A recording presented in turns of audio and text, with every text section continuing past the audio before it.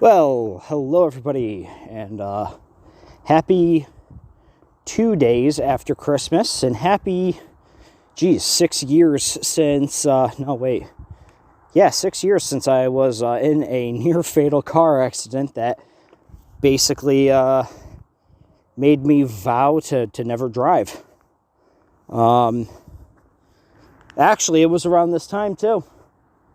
We crashed at 7, and around this time I was in the hospital getting asked by a doctor, how the hell are you alive, because on paper you should not have survived that crash. Crazy to think about, you know. Really quickly, I'll explain what happened. I was going to the mall, to the Waterbury Mall, and I went to go and see Star Wars that night. Star Wars Episode 7 came out like maybe a week or so prior. Maybe 2 weeks prior. I don't know.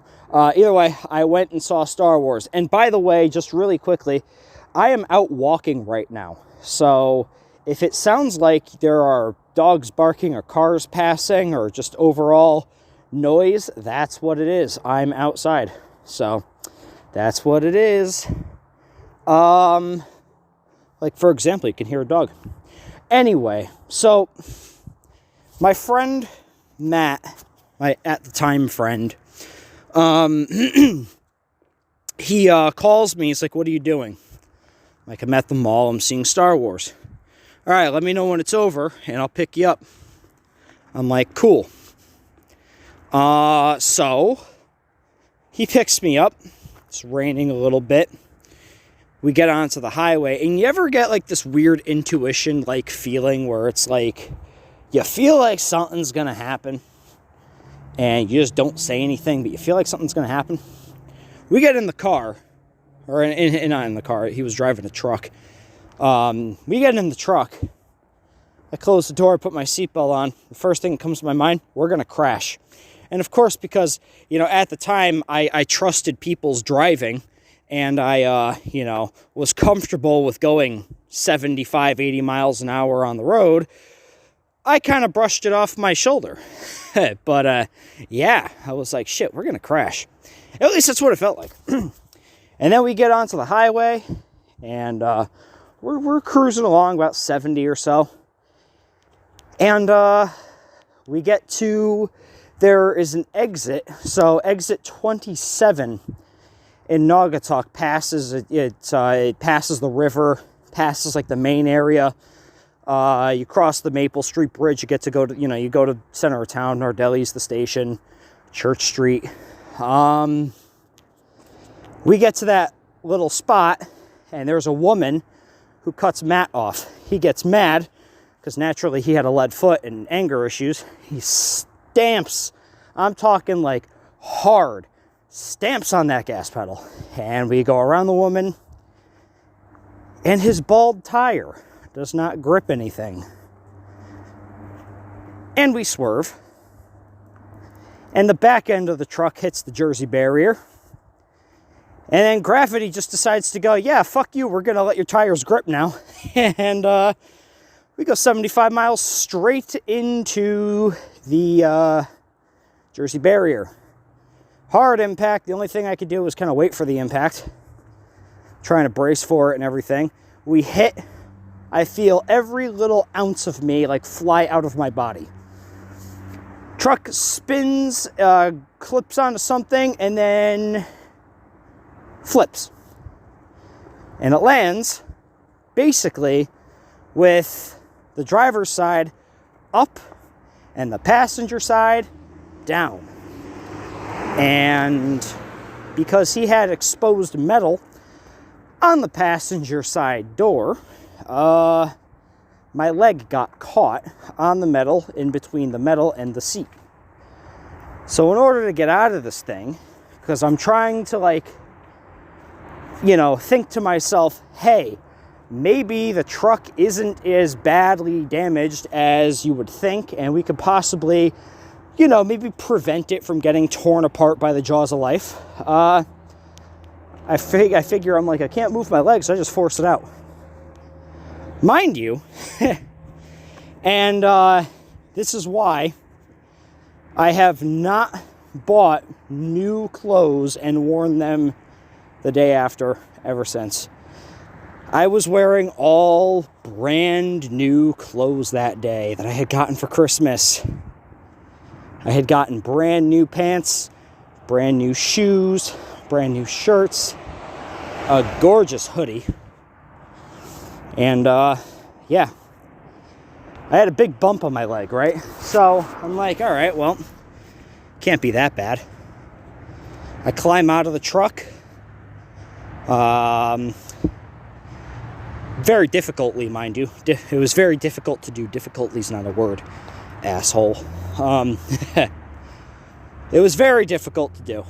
I climb out and trying to maneuver my way out of the driver's side window because that's up and the ground is all I see on the passenger side. So I get up, sit on the, I guess you could say, the hood of the truck, the top of the truck, top of the cab, and I pull up my leg, and mind you, I'm in shock. I pull up my leg, and yeah, blood dripping down. I have a gash deep enough to where I was actually able to physically see my bone. And I laughed at it at first. I was like, oh shit, this is actually kind of cool. I jumped down from the top of the truck onto the ground. I immediately get dizzy and I fell. And try to pull myself up on the Jersey barrier, and I made the mistake of looking over the edge of the bridge, and I realized I'm like 40 feet above the ground. I'm afraid of heights. So, yeah. Next thing you know, my neck starts to hurt, my back starts to hurt, my leg starts to hurt. I can't breathe because my ribs are hurting. They put me in the back of the ambulance. They tear all of my clothes off. They don't tear them, they cut them off. After I told them, I said, I can take these off myself. I'm good, don't worry. Nope, we got to cut them off of you. Thanks, buddy. So, they cut all my clothes off, drive me to the hospital. Doctor looks at the pictures that were on my phone. Because I told him, I was like, take pictures, find my phone, make sure it's not broken. If it's not broken, take pictures of the wreck. And doctor saw him, he's like, how the hell are you still alive? Yeah. Ever since then, let me backtrack a little bit. I had broken every rib, so wearing a seatbelt sucked. Also, I had gotten a cold like the day after, so I'm coughing and sneezing with broken ribs. Fucking sucked. My collarbone was broken. My leg was broken. My neck was, I already had a slipped disc in my neck. Fuck that up. My back's already bad. Fuck that up even more. And, yeah, because I was all in shock, I didn't know any of that. The next day, though, was when I felt everything. So, here's the sad part. I wasn't mad at Matt at the time. I wasn't. You know, I was actually really concerned for him. But I told him that I was going to sue his insurance company so that way I can help pay for my hospital bills and shit. He took that personally and cut the friendship off. Which is sad. But it is what it is. I see him around town every once in a while. Him and I don't talk anymore. But that basically is what caused me to say, I'm not doing this anymore. I don't like driving. I don't like the road. Because when you're in a crash and you have no control, it makes it so much scarier, you know? You know, it's like now I get behind the wheel. When I do drive the, you know, once in a very blue moon that I actually do decide to drive. You know, I have panic attacks. You know, it's like when I was in Myrtle Beach. I was driving almost every day. I was driving the truck that I was allowed to use while I was down there. And mind you, it was my fault. But there was a fender bender that I was involved in. And ever since then, I said, you know what? I'm not doing this anymore. Fuck this. Driving's not for me. I do not feel safe behind the wheel. I do not feel that I am safe behind the wheel. As in, I feel like if I'm driving, somebody's going to get hurt because I have that natural, like, scared reflex where I just lock up and I tense up and I fucking, you know, my mind almost like shuts down. So, ever since that crash in Myrtle Beach, I drove one other time. And that was to a gig in May, driving my grandfather's truck. And ironically, the last two accidents that I was in was in a green pickup truck, which is actually kind of ironic. I would say it's pretty ironic. But I had a complete total panic attack on the way to that gig that I was driving at, and on the way back. Like, to the point on the way back, I had to pull over. Had to get off the highway and pull over because I was so scared. I felt like I wanted to call a friend and be like, dude, somebody's got to, like, meet me, like, at my location, drive me home. I can't do this. So, ever since then, I have vowed, and you know what? It makes me look like a little bitch, but I don't care, and I hear it from people all the time. Why don't you drive? It's because I'm afraid. I vowed after the day that I brought my grandpa's truck back home in one piece, after having that panic attack, I am never driving again. And I'm okay with that. So, you know what? Uber and Lyft are a great thing. Public transportation is there for a reason. I might as well use it. It's cheaper too. You know what I mean?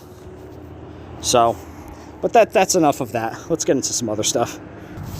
And that other stuff being Christmas. Let's talk about how Christmas was. I had a very nice Christmas towards the end, and I feel like I feel like that, you know, Christmas is weird for me.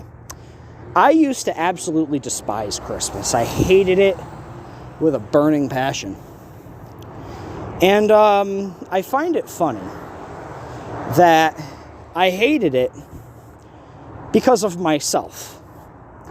I thought that Christmas was, I was very selfish around Christmas time. And it's absolutely horrible to say, you know, but it's like, I always thought to myself, I'm like, hey, you know what? I don't ever get anything. You know what I mean? My grandparents aren't around anymore. You know, my family doesn't like me. Always made it about me. You know what I mean? And then when my first daughter was born, I realized, like, oh shit, you know, like, I told you guys, this is live, I'm out walking. I was like, you know what? I'm going to try to give my daughter the Christmases that I had.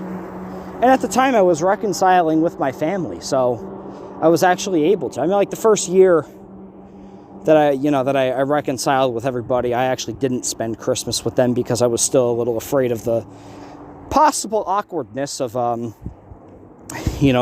relationship between me and my father. But that's all fixed. It's good to go. But yeah, you know, I hated Christmas until my daughter was born. I was like, you know what? Let's give her the awesome Christmases. You know, maybe I can, like, relive my childhood the way that I wanted to.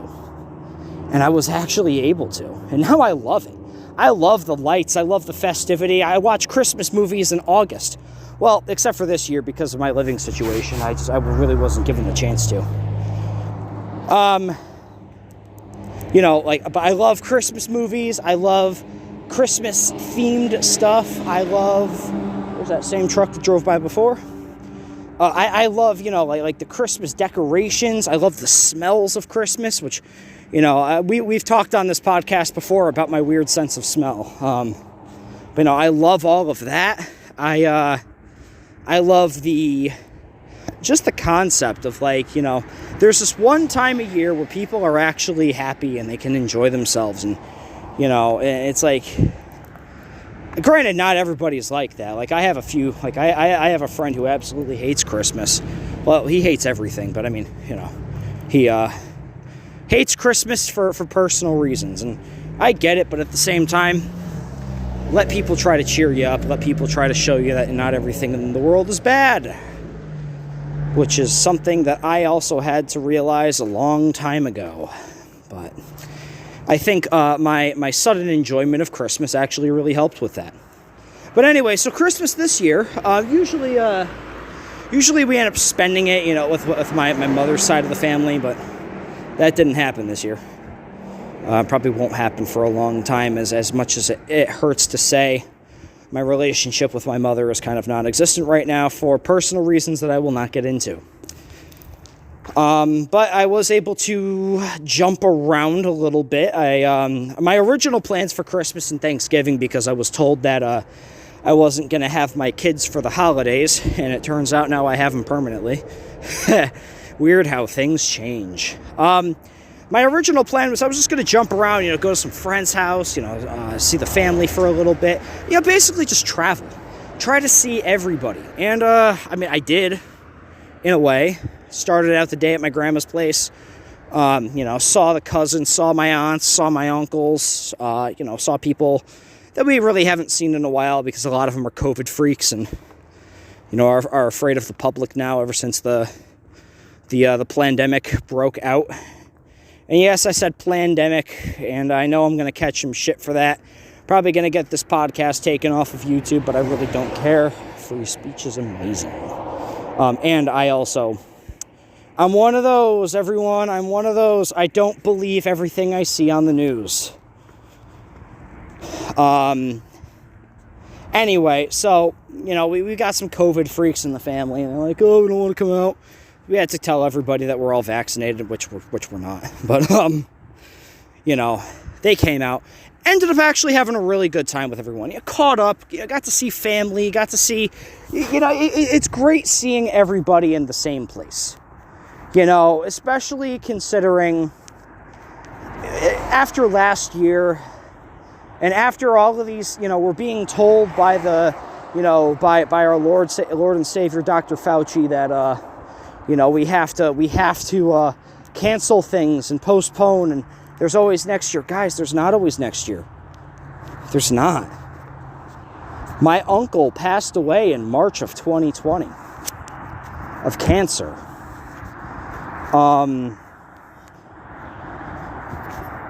He would have absolutely flipped a shit if we were told to cancel Christmas. If you're sick, don't come. We'll talk to you later. You know what I mean? But it's like, there's a lot of, I know instances. Guys, I just had a friend of mine lose I believe it was his uncle. Either his uncle or his great uncle. He was very, very close with him. And he just lost him in November. The end of November. And he absolutely regrets, a lot of the decisions that he decided to make and that his family decided to make because they skipped out on Thanksgiving. And it wasn't, the guy didn't die of COVID. He died of a heart disease. And, it was one of those things where it was such a rapid decline. You hear about these cases where you're fine one week and then like the next week you're on death's bed. That's kind of like what this guy was. And I met this guy, maybe 3 or 4 times throughout my life. I've known my friend. I'm not going to mention any names because I don't want to get any, personal information out there. I've known this guy for years. And his uncle, or I think it was his uncle. I'm just going to say it was his uncle. Because if I'm wrong, at least the information won't trickle back. You know what I mean? His uncle was always the strong guy, but he was also, he was a heavy smoker. He was a heavy drinker. He back in his wild days, as he called it, like he reminded me of my uncle. My Uncle Scott was always he was always the guy to be the life of the party, man, He's the drinker. He smoked a little pot, did some drugs back in his day. He was the typical rock and roller 80s, like you see him in the front row of every like metal band, Iron Maiden, Black Sabbath, Metallica. He was that stereotypical metalhead. And that's what my friend's uncle was like. And eventually it all just caught up to him, and it caught up to him really quickly. And his health started to decline, and then just one day he dropped dead. And the hospitals, just like what they did with my uncle, they wanted to mark him as COVID. Because when my uncle died, they marked him as COVID. And it wasn't COVID. My uncle had renal cancer. So, which is very sad. But at the same time, it's like, shit. This guy died of a heart disease. The autopsy said it was a heart disease. And he passed away. But the reason why I'm talking about all of this is because my friend does regret his decision of, let's be safe. Let's cancel Thanksgiving. We can see everybody later. And, now there's no more holidays to celebrate. Take life as you want to take it. Use precaution as you want to take it. But sometimes it's worth, taking that risk. You never know if you're never going to see somebody again. And it takes me back to the car accident. It's like, what if I died in that car accident?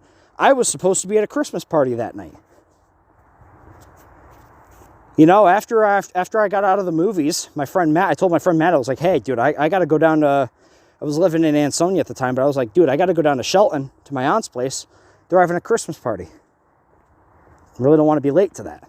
He goes, okay. And that's when we left, and that's when we crashed. I never made it to the party, but it's like, what if I died, Life is weird.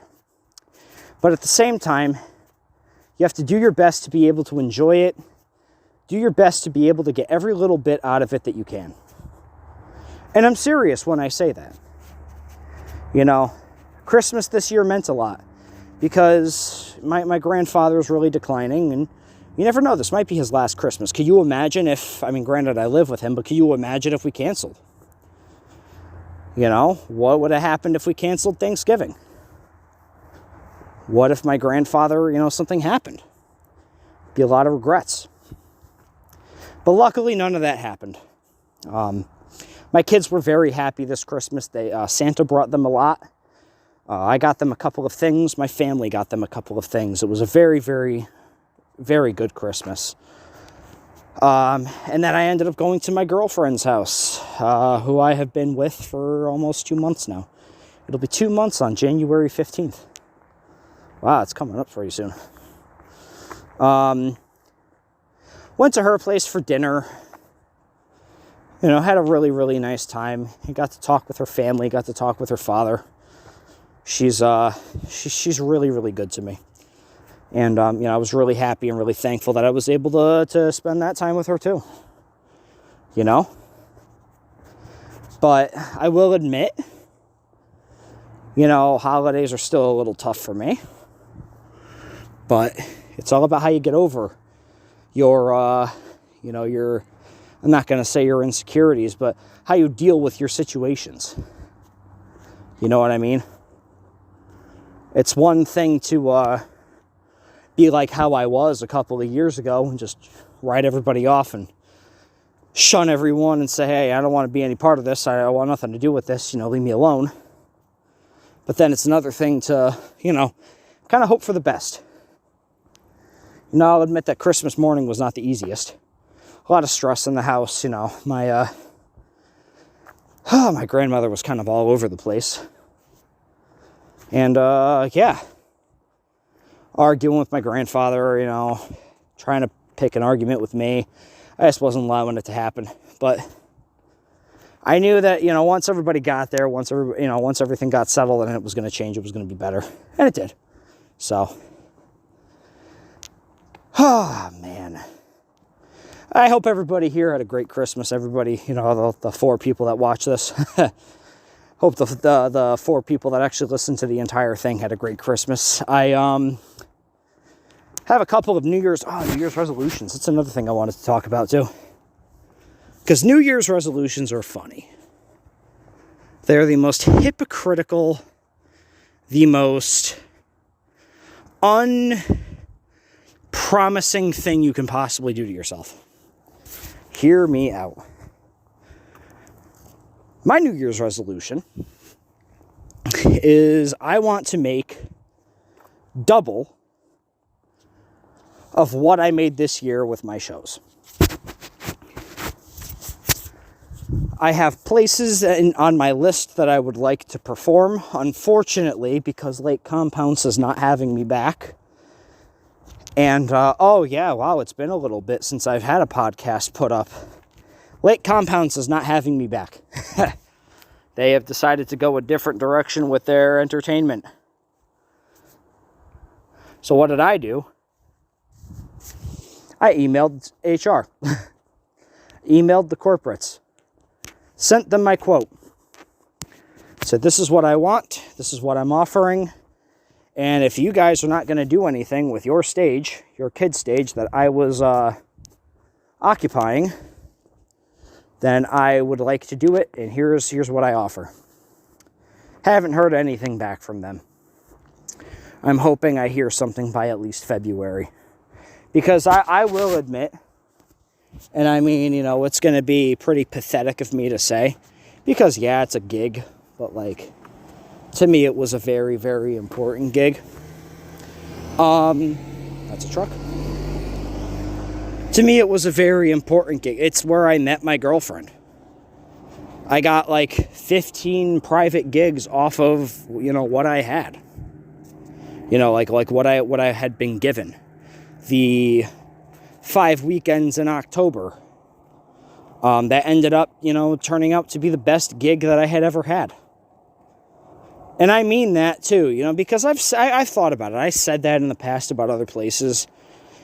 There are like some top tier gigs that I've had, some places that like in a heartbeat, if they ever said like, hey, Chris, we want you, can you do something for us? I'd be like, absolutely. I'd cancel things in the process to do it. Compounds, aside from the fact that it took them a month and a half to pay me for my services, Compounds was an experience that I really, really, truly loved. It is an experience that I probably took for granted. I met some amazing people. I met some really, I guess you could say, prominent people. I have a great addition to my resume. I met my girlfriend. I was able to perform 3 times a day, every Saturday and Sunday, in front of hundreds of people a day. And when I sent the email to the girl that hired me, letting her know, like, hey, I'm booking all of my shows for next season, and I'm keeping May through October open.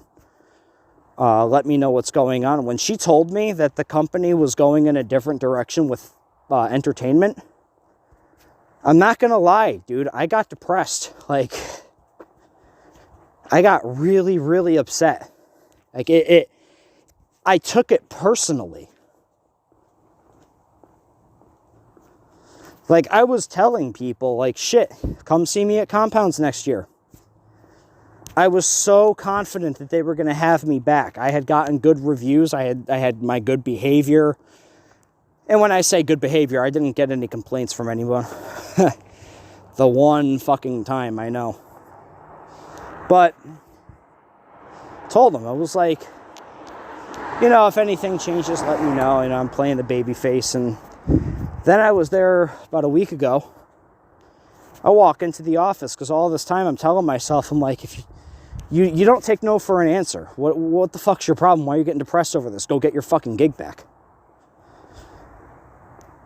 And I went in and they told me that they are going in the direction that they want their stage, their indoor stage, to be occupied.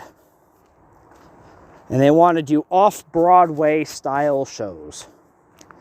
My first reaction is, how much money are you going to be paying these people as compared to me? They're going to save a shit ton of money if they bring me in with the amount of money that I am charging them. Also, I've performed off-Broadway. I could technically say that I have performed in a theater off-Broadway in my own show. So there's that. And, I mean, not to brag, but the other magician that they had there was not getting compliments like I was on the Facebook page, or on any page for that matter. But as usual, I mean, I had to think about it. As usual, I was never featured on any of their posts on Instagram. I was barely promoted. I had a blip here and there on like their Facebook page. Come see Chris Lengyel, Chris Lengyel Magic. But I did all my own promotion for the shows. And I did a lot. But I'm hoping they can get their head out of their ass and hire me. Hell, if you're listening to this and you want to help me out, go on to Lake Compounds' page on Facebook or on Instagram. Go on, message Palace Entertainment, Kennywood, all that stuff, and tell them you want me back. Don't tell them I told you, though. Don't tell them that. Just say, hey, we're hoping Chris Lengyel of Chris Lengyel Magic is coming back next season. Could we do it? Hopefully, we want Chris Lengyel of Chris Lengyel Magic back. Who knows? Maybe if they have enough attention brought towards that, they'll consider it. But then, here's the other thing I'm thinking of. What if I get called for America's Got Talent? Because it's weird, signs have been pointing to that. Especially during Christmas time. Because my daughter, one of her presents was an America's Got Talent microphone. And I'm thinking to myself, I'm like, that's fucking weird. Like, is that like foreshadowing? That's fucking weird. So, but yeah, I mean, if anybody from Lake Compounds is listening to this, which I know you're not, but it's worth a shot. Who knows? It could possibly go your way. It was the best gig I ever had, and I'm literally, I will turn down America's Got Talent if I'm able to go back. I will turn down a lot of things if I'm able to go back. Like it was a very meaningful gig, and it would mean the world if I was able to go back. And I'm literally, and I mean this as professionally as I can. I will terminate contracts, and I will put other people on the back burner if I'm given the opportunity to go back and perform for Compounds. And I'm not even kidding. I already did it. I had a contract with a farm in Woodbury, and 2 shows that I was under contract with for a campground up in Barkhamsted, and I told them, hey, I can't make it, and ignored them when they tried telling me that I had to. That's how adamant I was about getting this gig. So, if anybody from Compounds is listening, or if anybody wants to do me a favor, go on to Lake Compounds' Facebook page. Say, hey, we hope Chris Lengyel can come back. So, and I'm not going to publicly, I'm not crying either, trust me. I wanted to when I found out that they weren't having me, but, can't cry over spilled milk. It just gives me an opportunity to try to book other things just in case they don't have me. So, but guys, oh yeah, I was talking about New Year's resolutions. Let me do this really quickly because I'm actually going to get going. I want to be able to fill a theater. That's one thing I'd like to do. I want to be able to perform in at least 5 states this year. That's 2. I want to, let's see, what else would I'd like to lose some weight. I would like to cure my anemia. I would like to get my teeth fixed. And I honestly would like to try to improve on my happiness, because I'll admit, I ain't happy. I was for a while. And then October hit. And then it started going down again. Mainly because of a buildup of stress and everything, and, certain people that I'm not going to get into. But yeah. Those are my resolutions. Those are the things that I would like to accomplish, try to accomplish at least. And I hope I can.